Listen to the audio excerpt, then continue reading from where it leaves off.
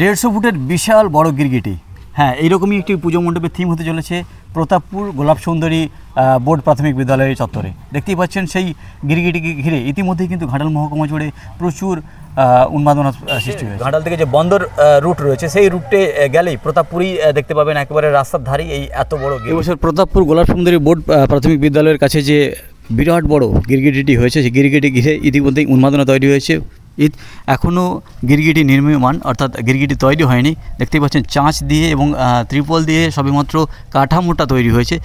তারই মধ্যে ঘাটাল মহকুমা জুড়ে এবং মহকুমার বাইরে থেকেও এই গিরগিটিকে দেখার জন্য ভিড় জমতে শুরু করেছে। এই গিরগিটিটিকে ইতিমধ্যেই অনেকটাই কাঠামোটা সাজিয়ে তোলা হয়েছে, এরপরেও এখনও বহু কাজ রয়েছে। এবং এই গিরগিটির ভেতর দিয়েই ওই যে মন্দিরটি রয়েছে, ওই মন্দিরের ভেতরে থাকবে প্রতিমা। সেই প্রতিমা দর্শনের পর আবার এই গিরগিটির ভেতর দিয়ে বা অন্য কোনো সাইড দিয়ে দর্শনার্থীরা বেরিয়ে আসবেন। কোথায় এই গিরগিটি বিস্তারিত জানাবো। দেখতেই পাচ্ছেন এখন বিরাট বড় একটি লেজ, একেবারে নামলেই দেখতে পাচ্ছেন লেজ, এবং সেই লেজ তারপর রয়েছে ধর, একেবারে মাটি থেকে বেশ কয়েক ফুট উঁচুতে তার মুখটি রয়েছে এবং দুটি পা সামনের দিকে রয়েছে। এত বড় এই 150 ফুটের গিরগিটি ঘাটাল মহকুমায় এখনও পর্যন্ত দেখা যায়নি। ঘাটাল থেকে হরিশপুর যাওয়ার রাস্তায়, সেই রাস্তার পাশেই একেবারে প্রতাপপুর আদি সার্বজনীন দুর্গোৎসবের এই মণ্ডপটি দেখা যাবে।